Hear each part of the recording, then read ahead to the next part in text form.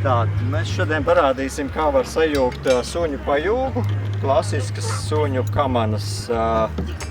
Būs zāles segums, nevis sniegs. Un tādēļ ēnkuru es tikai vizuāli nolikšu, lai var saprast, bet kamanu atciešana būs ar striķu palīdzību tieši tā kā to dara kartām, sacensību kartām vai treniņu kartām.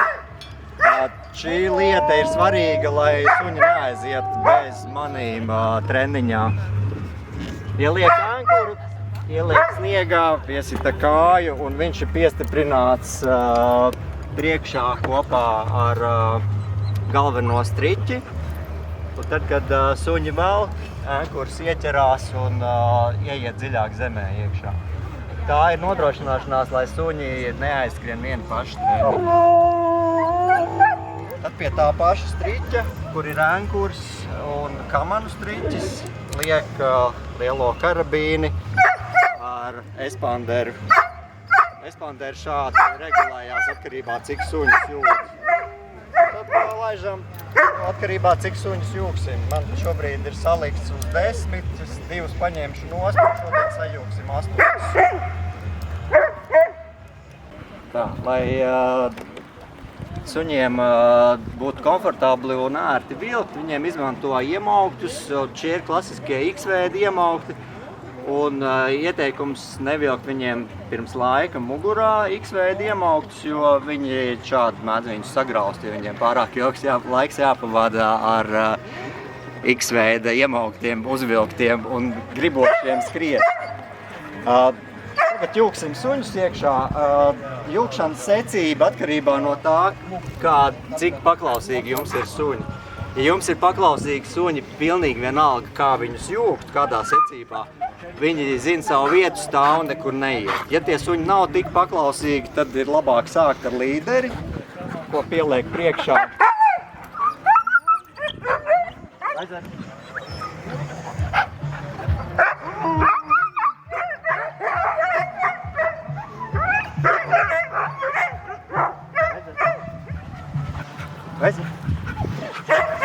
Normāli ir tā, ka ja suns ir paklausīgs un zina, ko no viņa prasa, ja viņš nav kucēns vai nav mācīts, tad noliekot viņu savā vietā un palūdzot, lai viņš stāv un viss pajūg stāv vietā. Ja ir tā paklausība, tā ir, tad ir veids, kā var viņus noturēt. Vairs tūlīt parādīs, iedos ēnkuru. Mēs paņemam vienkārši starpsīksni, ar ko savieno kopā suņus. Izvākam cauri ēnkuru. Ja tāds nav, tad tieši to pašu kartam dara striķi. Nu jā, un tad viņu iedzen zemē un pajūgs ir nofiksēts. Kamanas ir tajā galā nofiksētas un suns ir šinī galā. Vaizers ļoti labi zina savu uzdevumu un viņš stāvēs arī bez, tad mēs ēnkuru liekam atpakaļ. Protams, kad suņi tiek jūgt, tad visi pārējie jūg prātā.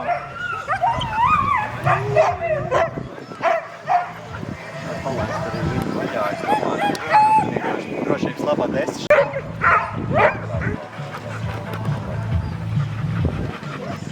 Halo! Randomā, lai var saprast, ka nav tā, ka jājūt obligāti viss pēc tādas. Mums paņemšu vilcēju, kas ir vilcējs spēka ziņā ļoti labs aizmugurē. Un ļoti labu komandas suni, kurš var arī iet gan līderot, gan vilcējot.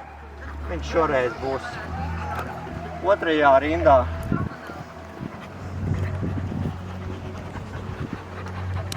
Suņu izvietojumu pajūgā ar laiku katrs pats saprot.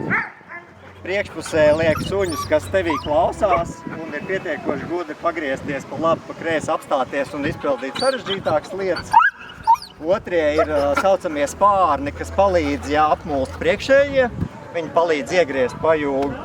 Visi pārējie starp otrajiem un vilcējiem ir komanda. Šoreiz mums komandā ir tikai vieni, jo aizmugurē ir vilcēji, bet ja mēs palielinām suņu daudzumu, tad mums visi, kas ir starp vilcējiem un starp spārniem, ir komanda vai tīmi. Respektīvi līderi, vings, tīmi un vilcēji vai bīli. Ļoti spēcīgs vilcējs un man viņu ļoti žēl likt ir aizmugurē, jo viņš ir ļoti labs arī līderis. Tad, kad ir ļoti grūta trase un ļoti dziļš sniegs, kad suņiem grūti vilkt, tad šie vilcēji kļūst par līderiem, jo viņiem ir tik daudz spēka, ka viņi uzvāk priekšējiem virsū komandas, un tad es mainu vietām. Šīs visas nianses atklājās tad, kad jūs ar suņiem trenējaties, tad jūs paši saprotat, kuru suni likt. Un vislabāk viņus ir likt un mainīt dažādās vietās, lai tu redzi, kā viņi dažādās vietās sevi izpauž. Un tad izvēlies, kurā vietā viņu likt, un arī suns ir gatavs jebkurā vietā skriet. 1, 4, 3, 2, uzmanību, hei! Tā bija tāds īsais demonstrējums ar startiņu, kā tas viss notiek. Patiesībā pēc tā brīža, kad mēs beidzām šī gadījumā, tad parasti viss sākās un tad ir tas īstais brauciens un īstās sajūtas.